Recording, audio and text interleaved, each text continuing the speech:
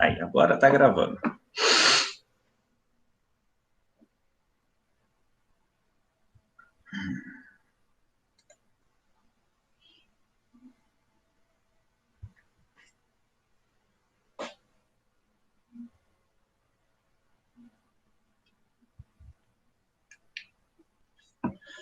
Ok, ok. Segunda série do ensino médio, aula número 3, formação do Estado brasileiro, período regencial, aula 1. Aula 1 de 2. Teremos duas aulas sobre período regencial. Começando com uma breve introdução. A gente divide as nossas aulas do período imperial em dois grupos de aula: a formação do Estado brasileiro e a consolidação do Estado brasileiro, que inicia quando? Com a independência do Brasil em 1822 e vai até o final do Império. E o período de formação vai de 22 a 40. O que abrange esse período? Abrange o período do primeiro reinado, que é de 22 a 31, e o período regencial, que é de 31 a 40. Por que a gente chama esse período de formação? Porque ainda estava tudo ainda muito conturbado. São dois períodos extremamente conturbados da história brasileira. Ah, e aí a gente tem que separar o que é Estado do que é nação. Né? O Estado brasileiro não existia até a independência. Na colônia, não existia um corpo jurídico que administrava o Brasil por si só. O Brasil era administrado por Portugal. Por isso que a gente não relaciona aquele período com o Estado brasileiro. O Estado brasileiro nasce com a independência. Né? Nasce já meio assim bagunçado, né? Governado por um português, que Dom Pedro era português, com a presença de muitos portugueses no governo, endividado e já dependente em relação à Inglaterra. Então, uma série de questões ruins. Nasce diferente de todos os outros da América, né? Os outros países, outras regiões da América vão se tornando independentes, vão se tornando república, o Brasil se torna um império, né? Então, uma forma diferente do que vinha acontecendo na América. Eu já falei isso para vocês nas outras aulas. Foi um passo bastante sagaz de Dom Pedro, né? Antes de que me derrubarem e proclamarem a República, eu mesmo proclamo a independência do país, né? E por isso ele se mantém no poder, sua família se mantém no poder durante quase aí um século. E o seu filho praticamente durante toda a vida como imperador do Brasil, desde muito jovem. Então, o Brasil, né, e é por isso que nós temos o feriado da independência e temos o feriado da República, 7 de setembro e 11 de novembro. Né? Então, são dois eventos. Em alguns outros países não vai ter, né? Porque a proclamação da República é a independência. Então, no Brasil foi diferente. Nós temos primeiro a independência, que transforma o Brasil no império, e depois é, a proclamação da República. Não sei se vocês já perceberam nos últimos noticiários, a família real ainda existe no Brasil, ela tem toda a sua linha de sucessão. Inclusive, tem alguns integrantes da família real que são até políticos hoje. Nessa operação aí contra as fake news, financiamento de fake news, não sei se vocês perceberam, né, citou o nome de um deputado bolsonarista que é integrante da família real, né? Quando fala o nome dele lá, fala de Álvares e Bragança, né? Que é o nome da família real brasileira, né? Imperial. Outro fato interessante que eu vi é aquela blogueira lá, Winter, né? Que é líder lá dos 300, não são 300 de Esparta, né? São 300 de Brasília, que fizeram manifestação em frente ao Supremo Tribunal Federal, né? E só que na manifestação não eram 300, eram 30, né? Ou próximo de 30. Então, vamos colocar o movimento aí como 300/10, dividido por 10, né? Talvez eles tinham expectativa que chegasse a 300, mas não chegou. Né? E aí esses 300, lógico, eles estão fazendo uma referência aos 300 de Esparta, né? Que eram guerreiros. Mas não era disso que eu queria falar. É que eu vi também em algumas publicações ela usando uma camisa, né, com a bandeira do Brasil, só que era a bandeira do Brasil imperial, aquela bandeira do Brasil imperial. Isso só a título de curiosidade. Então vamos lá ao nosso período regencial, que faz parte desse período aí de ainda formação do Estado brasileiro, porque ainda estava tudo muito bagunçado, muito conturbado. E aí, nesse período regencial, vai ficar mais conturbado ainda, porque quem vai estar no poder vai ser um regente que não vai ter, vamos dizer assim, respaldo ou legitimidade para estar no poder. Né? Vão ter umas várias mudanças ali na legislação que vai transformar a regência trina em una, que vai colocar em questão, em xeque, o respaldo, né, a legitimidade de quem estava no poder. E tanto é que a solução para esse problema vai ser o golpe da maioridade para colocar de vez Dom Pedro II no poder. A saída de Dom Pedro do Brasil não deixou estabilidade para o cenário político, como eu já venho falando e repetindo, né? A gente aprende muito pela repetição. O período imperial era bastante bagunçado, o primeiro reinado. E aí, quando Dom Pedro sai, ele não deixa o cenário de estabilidade, não gera estabilidade também a saída dele, né, do Brasil. Seu filho Pedro, herdeiro do trono, tinha apenas 5 anos de idade na época. E a Constituição vigente, outorgada por ele mesmo, por Dom Pedro I, pelo seu pai, né, pelo pai de Dom Pedro II, e lembra que eu já falei sobre isso aqui, né? O que é uma Constituição ortogada e o que é uma Constituição promulgada. A da mandioca, né, que foi elaborada pela Constituinte, seria promulgada.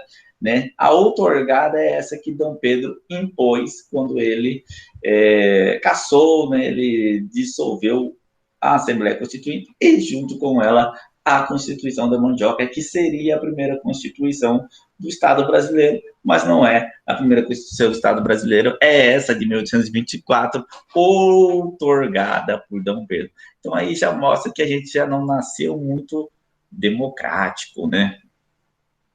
Ele já nasce com uma Constituição imposta. Aí vocês vão lembrar que nessa Constituição tinha um poder moderador, que fazia com que Dom Pedro tinha poderes absolutos. Mas essa mesma Constituição dizia que se o herdeiro não pudesse tomar posse e assumir o trono, né, haveria então um governo de regentes, né, até que eles chegassem à maioridade.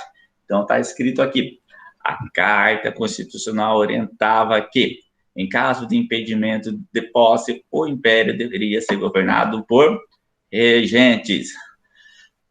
Essa determinação permitiu que as elites agrárias que conseguiram promover o afastamento de Dom Pedro I, né, isso aí nós já vimos na nossa primeira aula, né, e essa primeira aula está à disposição de vocês, quem quiser rever, pode rever. As elites agrárias, né, pressionaram para que Dom Pedro fosse embora, assumissem o controle do Estado Nacional. Então, como eu disse também nessa outra aula, eu falo que a elite agrária ela vem dominando o país durante todo o período imperial, né? A manutenção do trabalho escravo durante todo o período imperial mostra isso, né? A família real portuguesa, que estava no Brasil, que passou a ser família real brasileira, ela se mantém no poder à custa do trabalho escravo. Por quê? Então, ela fazia uma vontade dessa elite agrária que necessitava de mão de obra escrava. E mais, né, e o que é flagrante, que mostra que isso é verdade, é que está associado o fim do império com o fim da escravidão. Quando que a escravidão acaba no Brasil? Em 1888. 1888. Um ano depois, 1889, um ano depois da abolição da escravidão, o império cai. Então, isso mostra o quanto estava intimamente ligado uma coisa com a outra e quem de fato mandava no Brasil, que era essa elite agrária. Tanto é que o Barão de Mauá, que foi um dos primeiros industriais brasileiros, ele não tem sucesso nas suas medidas de tentar industrializar o país, porque essa elite agrária não estava interessada em industrializar o país, né? Então, essa elite vai estar no poder durante todo esse período. Primeiro reinado, período regencial, segundo reinado, e depois, quando tem a proclamação da República, nós vamos ter um período que eles estão mais fortes no poder, que aí eles não têm um representante da família real, mas sim um representante deles mesmos. São fazendeiros que vão tomar posse do Brasil na Primeira República. Né? E aí só vão sair do poder com o final da Primeira República, com a ascensão de Getúlio Vargas, vão sair do poder, entre aspas, né? Porque eles vão continuar bastante forte e continuam forte até hoje. Até hoje, o Brasil é um país com características muito fortemente voltado para o agrário. É só você ver, pensar nas noticiários sobre política, você vai ver que existe uma bancada rural dentro do Congresso que consegue mandar no Brasil ainda. E por isso que o Brasil continua ainda com essa vocação de país colonizado, né, dando preferência para a exportação de commodities agrícolas. Vocês já estudaram comigo que é uma commodity, né? São produtos em estado bruto, ou seja, sem benefício, que tem pouco valor agregado. Ou seja, o Brasil acaba tendo essa vocação colonial, né? E grande parte, por quê? Por causa dessa liderança desses grupos agrários que vão desde lá, do nascimento do Estado brasileiro, com a independência, percorrendo todo o período imperial e passando pelo período da República. O quadro político do período era composto de 4 agentes principais. Então, era um período conturbado e bastante esfacelado. 3 grupos vão ser muito importantes aí. O último ali, o quarto, vai ter muita pouca importância. E, lógico, era o que deveria ter maior importância, que é a população. Mas os 3 primeiros aqui que vão mesmo disputar a proeminência durante esse período regencial eram eles: os restauradores, desejavam a restauração do trono de Dom Pedro I. Esse grupo era formado principalmente por portugueses, que foram favorecidos no primeiro reinado. Lembra que nós estudamos? Os portugueses estavam fortes no poder e tudo mais. O Dom Pedro era português, Dom Pedro II não era português, nasceu aqui, mas Dom Pedro I era um português, sim. Quem gosta de assistir novela, está passando a novela aí, reprisando a novela do primeiro reinado, né? E parece lá o Dom Pedro falando bastante com aquele sotaque forte português. Lógico que a novela tem lá suas viagens, mas eu estou dando esses exemplos só para você perceber como que Dom Pedro I era um português de tudo, né? Da vestimenta. Já o seu filho, ele vai ser bem mais, ele vai ser diferente do seu pai, ele vai ser uma pessoa mais fechada, mas não deixa de ser elitizada, né? Então, nós vamos ter os liberais, dois grupos liberais, os liberais exaltados e os liberais moderados. Os exaltados desejavam maior autonomia para as províncias e diminuição do poder central. Em algumas regiões, adotaram uma postura separatista em relação ao império. Os liberais controlaram o poder durante quase todo o período regencial, desejando manter uma monarquia e aguardar a maioridade do herdeiro do trono. E são esses, né, que vão ter o desejo alcançado, né?